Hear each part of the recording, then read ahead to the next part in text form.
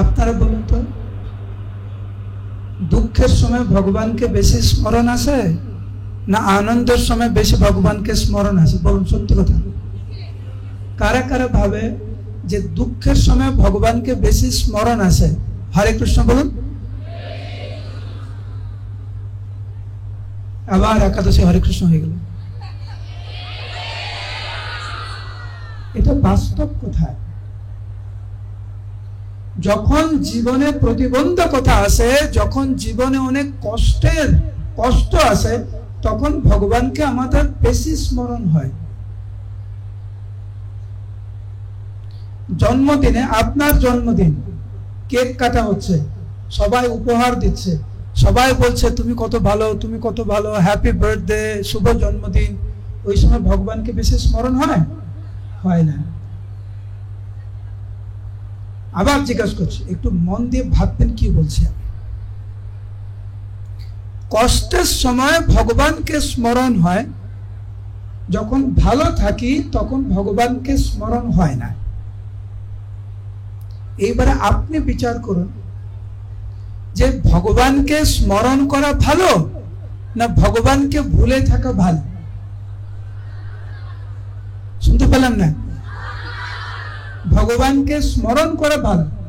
ভগবানকে কি করে স্মরণ হচ্ছে, কোন পর্যায়ে স্মরণ হচ্ছে?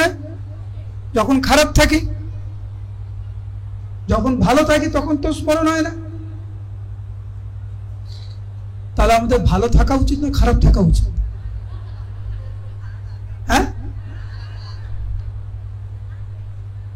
আমরা আরেকটি বোকা। কত বোকা আমরা, একটু বিবেচনা করার জন্য বলছি, আর কিছু না। প্রভুপাদ এই উদাহরণ দিয়েছেন, আমি উদাহরণ দিই। প্রভুপাদ বলছেন যে একজন ব্যক্তি হসপিটালে শুয়ে আছে, তার অ্যাক্সিডেন্ট হয়েছে, হাত পা সব ব্যান্ডেজ, মাথা ব্যান্ডেজ, সব ব্যান্ডেজ, কথা বলতে পারছে না, খুব অল্প অল্প কথা বলে হাসপাতালে শুয়ে আছে। আর আত্মীয় স্বজন এসে জিজ্ঞাসা করছে কেমন আছো? যার হাত পা ব্যান্ডেজ, আইসিইউতে ভর্তি আছে, সে বলছে একটু ভালো আছি। আমাদের অবস্থা এরকম। আমি বলছি কি, যে যখন আমরা খারাপ অবস্থায় থাকি তখন ভগবানকে বেশি স্মরণ হয়, যখন ভালো অবস্থায় থাকি বেশি স্মরণ হয় না। আপনারাই বললেন, উত্তরটা আপনারা দিলেন তো, হ্যাঁ কি না? আপনারা একটু বিবেচনা করে দেখবেন যে আমরা ভালো আছি না খারাপ আছি।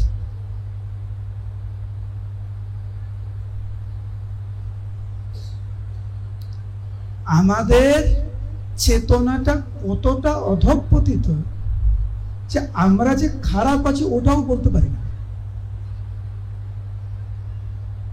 খারাপ থাকলেও কেউ যদি জিজ্ঞাসা করে কেমন আছেন, ভালো আছি, কাকে বলবেন আপনি যে আপনি খারাপ আছেন? কে আপনার কথা শুনবে? কে আপনাকে বুঝবে?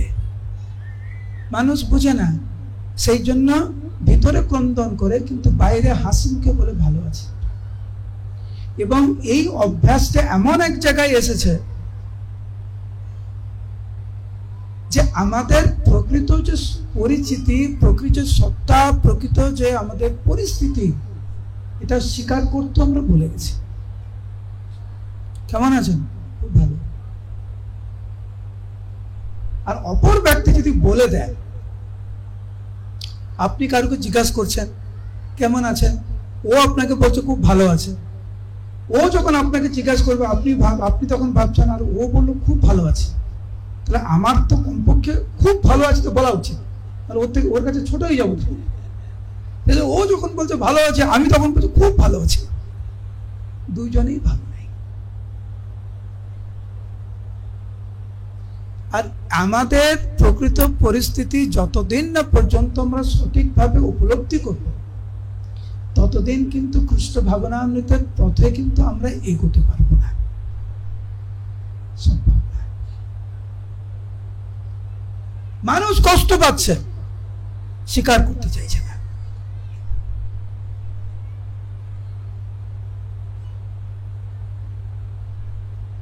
কিন্তু এই জড়জগৎটা ভগবান এমন ভাবে তৈরি করেছে, কেউ যদি একটু সচেতন হয়, একটু জাগ্রত অবস্থায় থাকে, সে বুঝতে পারবে যে এই জড় জগতে আব্রহ্মা ভুবনালোকে পুনরাবৃত্তি করছে। কোন জীবই ভালো থাকতে পারে না। আর যতটুকু আমরা ভাবি ভালো আছি, একদম ক্ষণস্থায়ী, কিছু সময়ের জন্য, অনিত্যকালের জন্য। কিন্তু আমরা যেই পুণ্যভূমিতে আমরা জন্মগ্রহণ করেছি, এই ভারতবর্ষ, বিশেষ করে মানব দেহ যে আমরা পেয়েছি, এই মানব দেহ কিন্তু আমাদেরকে আমাদের জীবনের সর্বোচ্চ পর্যায়ে আমাদের নিয়ে যেতে পারে। অন্য কোনো দেহে যেটা খুব কঠিন। একজন কুকুর কিন্তু সে জিজ্ঞাসা করতে পারে না যে ভগবানকে কি করে ভালোবাসতে পারি আমি। সে কিন্তু এই অনিত্য সংসারের বন্ধন থেকে কিভাবে যে সে মুক্তি পেতে পারে, একটা বিড়াল কিন্তু জিজ্ঞাসা করতে পারে না, কিন্তু মানব পারে। আর এইটি হচ্ছে মানব এবং পশুর মধ্যে পার্থক্য। মানব জীবন গ্রহণ করে যদি আমরা ভগবান সম্বন্ধে জানতে না চাইলাম, ভগবত ভক্তি না করলাম, নিত্যানন্দ প্রভুর চরণ কমলে আত্মসমর্পণ না করলাম, শুদ্ধভাবে হরিনাম করার চেষ্টা না করলাম, তাহলে মানব জীবন পেয়ে কি করলাম? সেই জন্য শাস্ত্র বলছে যে মানুষ হয়েও পশুর মতো জীবন যাপন করছে, পশুভি সমান। কি লাভ? ভারতবর্ষে জন্মগ্রহণ করেছেন, নিত্যানন্দ প্রভুর আবির্ভাব স্থানে জন্মগ্রহণ করেছেন, ইস্কনের সাথে যুক্ত হয়েছেন, প্রভুপাদের সংস্পর্শে এসেছেন, এরপরেও যদি ভালো ভক্ত হওয়ার চেষ্টা না থাকে, তীব্র বাসনা না থাকে, তা আমাদের মতো অভাগা কেউ থাকবে না। সেই জন্য প্রত্যেকটি জীবের উচিত, প্রত্যেকটি ভক্তের উচিত যে সুবর্ণ সুযোগ মহাপ্রভু আমাদেরকে দিয়েছেন তা পূর্ণরূপে সদ্ব্যবহার করা। আমরা আমাদের কাছে অনেক ব্যস্ত, কিন্তু এই ব্যস্ততার ফল কি একবার ভেবেছেন? এত পড়াশোনা করেছেন, ফল কি? চাকরি করছেন, অনেক অর্থ উপার্জন করছেন, ফল কি? বিবাহ করেছেন, ফল কি? সন্তানাদি হয়েছে, ফল কি? সন্তানদেরকে মানুষ করেছেন, শিক্ষিত করেছেন, ফল কি? মৃত্যু, হতাশা।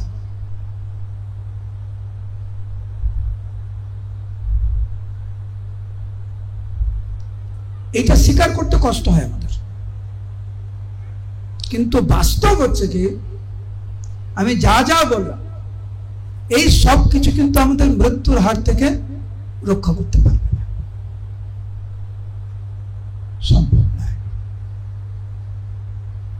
সত্য যুগে এরকম একজন রাজা ছিল, অত্যন্ত প্রভাবশালী আর নিজের কাজে খুব ব্যস্ত, ঠিক যেরকম আমরা খুব ব্যস্ত। সত্য যুগে এই স্থানে মানে নবদ্বীপ ধাম, বলুন নবদ্বীপ ধাম কি? তো গোত্রুম দ্বীপে সত্য যুগে এই স্থানে ছিল রাজা, সব জানে, সুবর্ণ সেন তার নাম। তো সত্য যুগে নবদ্বীপ ধামে একজন রাজা বাস করতেন, সেই রাজার নাম হচ্ছে সুবর্ণ সেন। কি নাম? জোরে জোরে কি নাম? এই কাহিনী আপনারা আজকে মুখস্থ করে নিয়ে যাবেন, জীবনে কাজে দেবে। বহুদিন রাজ্য কইল, পরেতে বার্ধক্য হইল, তবু নাহি কার্যেতে বিশ্রাম। রাজ্য চালাতে চালাতে বৃদ্ধ হয়ে গেছে, কিন্তু তার সাম্রাজ্য আরো বাড়ানোর যে চেষ্টা, অর্থ উপার্জন করার যে চেষ্টা, ভালো থাকার চেষ্টা, তাতে কোনো খামতি নেই।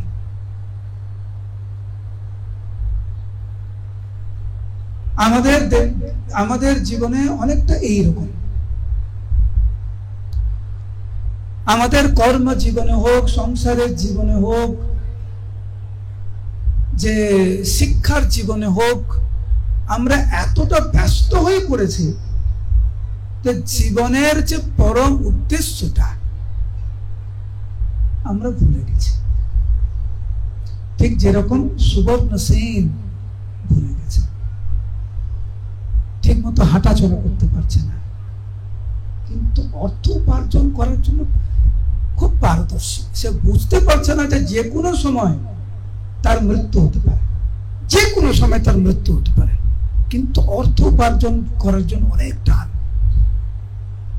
যে সংসারের প্রতি আমাদের এত টান, যে পদের প্রতি আমাদের এত টান, ঐশ্বর্যের প্রতি আমাদের এত টান, সন্তান, পুত্র, কন্যা, স্বামী, স্ত্রীর প্রতি আমাদের এত টান, এই টান স্বরূপ টানের যে ফল আমাদেরকে জন্ম মৃত্যু জড়াব্যাধির চক্র থেকে উদ্ধার করতে পারবে? সারা জীবন আপনি যাকে দিয়ে দিয়েছেন, সে মৃত্যুর সময় আপনাকে বলবে তুমি চিন্তা করো না আমি আছি? বলবে? কখনো বলবে তোমার আর কোনো রোগ হবে না, তোমার বয়স বাড়বে না, তুমি চিন্তা করো না, তুমি আমার জন্য এত কিছু করেছো, আমি দায়িত্ব নিচ্ছি? দেখবেন বেশিরভাগ ক্ষেত্রে আমরা যাকে ভালোবাসা বলে এই জগতে, এই ভালোবাসার পিছনে পুরোটাই স্বার্থ লুকিয়ে আছে। যেই দিনকার যাকে আপনি ভালোবাসেন বা যে আপনাকে তথাকথিত ভালোবাসছে, যখন স্বার্থে যখন ঘা পড়বে, আসল রূপটা তখন বেরোবে।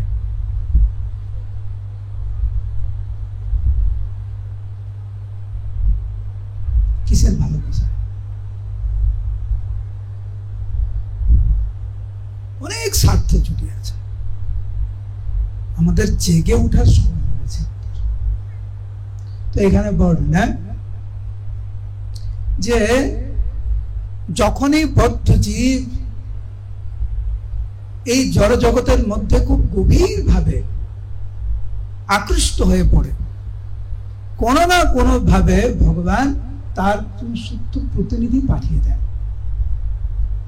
যেমন আমাদের জীবনে প্রভুপাদকে পাঠিয়েছেন ভগবান, গুরুবর্গকে আমরা পেয়েছি, মহাপ্রভুর আশীর্বাদে, নিত্যানন্দ প্রভুর আশীর্বাদে একাচক্র আমাদের মন্দির হয়েছে। এগুলো কার ইচ্ছায়? ভগবানের ইচ্ছায়। এই যে আমাদের একাচক্র মন্দির থেকে ভক্তি বৃক্ষ, Namhatta, Gita course, youth preaching, বিভিন্ন যে প্রচার বিভাগ, এটা ভগবানের ইচ্ছার প্রকাশ, যাতে আমাদেরকে আকর্ষিত করতে পারে। তো এই সুবর্ণ সেন বয়স হয়ে গেছে, ঠিকমতো হাঁটাচলা করতে পারছে না, কিন্তু ভগবানকে ভুলে পূর্ণরূপে জড়জাগতিক উন্নতিতে মন দিয়েছে। সৌভাগ্যের ফলে নারদ মুনি সেখানে আবির্ভূত হলেন। কি জানি কি ভাগ্য বেশে শ্রী নারদ তথা আইসে রাজা তাদের পুজিল বিস্তর। গৃহে সাধু এসেছে আর সুবর্ণ সেন খুব শ্রদ্ধা সহকারে নারদ মুনিকে আরাধনা করেছেন। তো নারদ মুনি তাকে অনেক বোঝানোর চেষ্টা করছে এই জড় জগতের অনিত্য স্বরূপ। নারদ মুনি তাকে জিজ্ঞাসা করছে, তুমি যে তোমার বয়স হয়ে গেছে, তুমি এখনো এত পরিশ্রম করছো অর্থনীতি উন্নতির জন্য, কেন? বলে আমার স্ত্রীর জন্য, আমার পুত্রের জন্য। আছে তো তোমার আরো দরকার। তখন নারদ মুনি তাকে বুঝাচ্ছে যে তোমার মরণ হলে দেহটি ভাষায় চলে, সবে যাবে গৃহ অপরাধ। যার জন্য পুরো জীবনটা তুমি দিয়ে দিচ্ছ, তুমি যখন মরে যাবে, তোমাকে পুড়িয়ে বা তোমাকে জলে ভাসিয়ে তারা কিন্তু দিব্যি তাদের গৃহে থাকবে, 1-2 দিন কান্নাকাটি করবে, তারপর তারা তাদের মতো থাকবে। তবে কেন মিথ্যা আশা বিষয়ে জল পিপাসা, যদি কেহ নাহি কইল কার। এই জড়জগতে প্রকৃতপক্ষে কেউ কারুর না। শাস্ত্রে উদাহরণ রয়েছে, জলের ফেনা দেখেছেন? ফেনা, হ্যাঁ দেখেছেন জলের ফেনা? দেখবেন এখানে একটা ফেনা, এইখানে একটা ফেনা, এরকম করবেন, এরকম করতে এরকম আসে, আবার এরকম চলে যায়। বা দেখবেন নদীতে কিছু ঘাস, কিছু খড়, কিছু একটা বইছে, দেখবেন বইতে বইতে বইতে বইতে বইতে এরকম করে আসে, কিছুক্ষণ থাকে, আবার স্রোত নিজের মতো ভেসে যায়। আবার এই ঘাসটি অন্য কোনো ঘাসের সাথে বা অন্য কোনো বস্তুর সংস্পর্শে আসে, কিছুক্ষণ থাকে, আবার অন্য কোনো বস্তুর সাথে সংস্পর্শে আসে। এইটি হচ্ছে এই জড়জগতের প্রকৃত পরিস্থিতি। আজকের আমি যাকে খুব আপন ভাবছি, ও কিন্তু কালকে অন্য কারণ। কারণ এই শরীরে আমরা কতদিন থাকবো? 80 বছর, 100 বছর, তারপরে আপনি আপনার রাস্তায়, আমি আমার রাস্তায়। নিজ কর্ম গুণদোষে যে যে জন্ম পায়, যাদের প্রত্যেকের কর্ম অনুসারে যে তার মতো সাথে চলছে। সেই জন্য মানব দেহ এমন একটি দেহ, বিবেচনা করে পূর্ণরূপে ভগবানের চরণে আত্মসমর্পণ করা উচিত। তো নারদ মুনি তাকে এইভাবে বুঝাচ্ছেন যে তুমি যে কত ভাগ্যবান, তোমার কল্পনার অতীত, কারণ তুমি মানব দেহ পেয়েছ। আর একজন মানবের তখনই সবচাইতে মঙ্গলময় দিন, যে ভ্রমিতে ভ্রমিতে যবে ভক্তজন সঙ্গ হবে, তবে শ্রদ্ধা লোভিবে নি। একজন মানবের কখন সবচাইতে মঙ্গলময় দিন উদিত হয়? যখন সে ভক্ত সঙ্গে আসার পরম সৌভাগ্য অর্জন করে। কেন? সাধু সঙ্গে কৃষ্ণ ভোজে, হৃদয় অনর্থ ত্যাজি, নিষ্ঠা লাভ করে। সাধু সঙ্গের প্রভাবে হৃদয়ের যত অভদ্রাণী রয়েছে সেগুলো সব দূরীভূত হয়। আর ভক্ত সঙ্গে যখন আমরা হরি ভজন করি, তখন নিষ্ঠা, রুচি, আসক্তি, ভাব এবং প্রেম তখন জন্মগ্রহণ করে। সঙ্গের অনেক প্রভাব আছে। আপনি ভালো লোকের সাথে সময় দেবেন, মিশবেন, আপনার মধ্যে ভালো ভালো গুণ প্রকাশ পাবে। খারাপ লোকের সঙ্গে দেবেন, খারাপ গুণ প্রকাশিত হবে।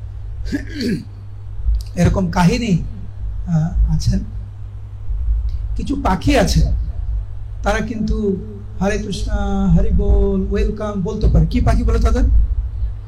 টিয়া পাখি। টিয়া পাখি দেখেছেন কথা বলতে? যারা মায়াপুরের পুরনো ভক্ত, আমি আজ থেকে 30-35 বছর আগেকার কথা বলছি, লোটাস বিল্ডিং পদ্ম ভবনের ওই সিঁড়িতে উঠতেই আমাদের ভবানন্দ প্রভু ছিলেন। তো ওইখানে একটা খাঁচা রাখা ছিল, আর বড় বড় দুটো টিয়া পাখি ছিল। কি জন্য বললেন? টিয়া পাখি, যারা বলতে পারে, অনেক বড়, জানি না কোথা থেকে নিয়ে এসেছিল উনি। আর আমরা যখনই ওই সিঁড়ি থেকে উঠতাম, ওই পাখিটার দিকে, আমরা তখন গুরুকুলে ছিলাম, তো তো ছোট ছিলাম, মানে খুব আকর্ষণ করতাম ওদেরকে। আমরা আসতাম, ওকে হরে কৃষ্ণ বলতাম, ও হরে কৃষ্ণ, হরে কৃষ্ণ হরি বল, হরে কৃষ্ণ হরি বল। ও সারাদিন হরে কৃষ্ণ হরি বল বলতেই থাকে। পাখি কি করে হরে কৃষ্ণ হরি বল বলে? তো এরকম কাহিনী। কিছু সাধু, তারা একজন ঋষির গৃহে গিয়েছেন। আর ঋষির গৃহে যখন গিয়েছেন, ওই ঋষি তখন তাকে বলছে, ওই সাধুদেরকে বলছে, স্বাগতম স্বাগতম, আপনারা এসেছেন, খুব খুশি, খুব ভালো। টিয়া পাখি তখন বলছে, স্বাগতম স্বাগতম, খুব ভালো আপনারা এসেছেন, স্বাগতম স্বাগতম, খুব ভালো, হরে কৃষ্ণ হরি বল, খুব ভালো। সাধুরা খুব খুশি, আরে ওয়েলকাম করছে, পাখিটাও ওয়েলকাম করছে, খুব ভালো। তো সাধুদের যখন একসাথে থাকে, কৃষ্ণ কথা আলোচনা করে, কৃষ্ণ কথা আলোচনা করে সাধুরা অন্য জায়গায় যাচ্ছে। তো যেতে যেতে একজন লোকের বাড়িতে গিয়েছে। সেখানেও টিয়া পাখি। সে বলছে ধর ধর মার মার, এসেছে ধর ধর মার মার করছে।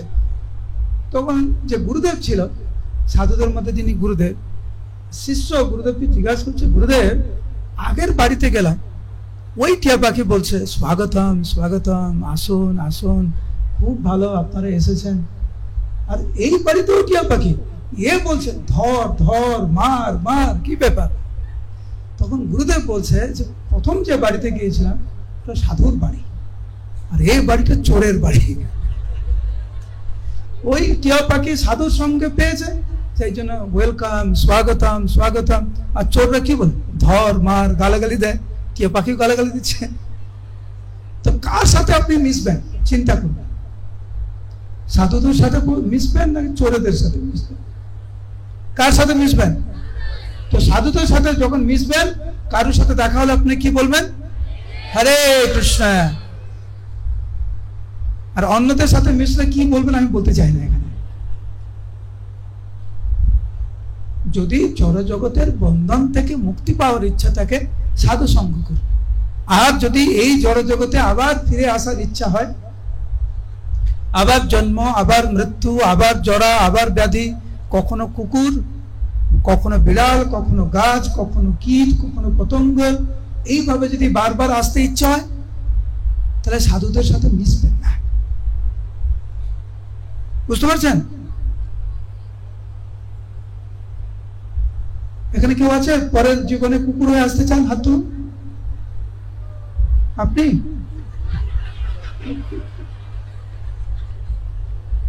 বিড়াল বিড়াল, ইঁদুর ইঁদুর, আরশোলা, আরশোলাকে পছন্দ আপনাদের? আরশোলা, কারা কারা আরশোলা হতে চান পরের জীবনে? কারা কারা পরের জীবনে ভগবত ধামে যেতে চান, ভগবানের কাছে? বলুন হরি বল। তাহলে সাধু সঙ্গ করুন, ওরকম জীবন যাপন করুন, হরিনাম করুন। আজকের একাদশী হরিকথা শ্রবণ করুন, কীর্তন করুন, তাহলে মঙ্গল হবে। মানব জীবন পেয়ে যদি আমরা ভক্ত সঙ্গ না করি, হরিনাম না করি, তাহলে পরের জীবনে কুকুর বিড়াল হবে। প্রভুপাদ একজনকে বলেছিলেন, নাম বলবো না, প্রভুপাদ একজনকে বলেছিলেন, মানে উনাকে সরাসরি বলেনি, ভক্তদেরকে বলছে, এই লোকটি না পরের জীবনে এই বাড়িতে ইঁদুর হয়ে জন্মগ্রহণ করবে। কারণ এ এত সুন্দর সুযোগ সুবিধা পেয়েছে, কোনো ভক্ত সঙ্গ করে না, হরিকথা শ্রবণ করে না, কিচ্ছু করে না। প্রভুপাদ বললেন এই লোকটি পরের জীবনে ইঁদুর হয়ে জন্মগ্রহণ করবে। মানব জীবনের উদ্দেশ্য হচ্ছে এমন ভাবে মানব জীবন যাপন করা যাতে পরের জীবনে আমরা উন্নতি সাধন করি, অবনতি না। তো নারদ মুনি এইভাবে খুব সুন্দর করে ওনাকে বুঝালেন। রাজার নাম কি? সুবর্ণ সেন। আরেকবার কি নাম? সুবর্ণ সেন। তারপরে নারদ মুনি বলতে লাগলেন সুবর্ণ সেনকে, সুবর্ণ সেন, তুমি যে এখানে জন্মগ্রহণ করেছ, কলিযুগের প্রারম্ভে মহাপ্রভু স্বয়ং এইখানে আবির্ভূত। ধন্য কলি আগমনে হেথালয়ে কৃষ্ণগণে শ্রী গৌরাঙ্গ লীলা প্রকাশিবে। আর আপনারা যেখানে জন্মগ্রহণ করেছেন সেখানে নিত্যানন্দ প্রভু আবির্ভূত হয়েছেন। বলুন জয় নিতাই। নদিয়াতে মহাপ্রভু অবতীর্ণ হলেন, আর একা চক্রে নিত্যানন্দ প্রভু অবতীর্ণ হলেন। আপনাদের কত সৌভাগ্য। আর এই স্থানে মহাপ্রভু অকাতরে প্রেম বিতরণ করবেন।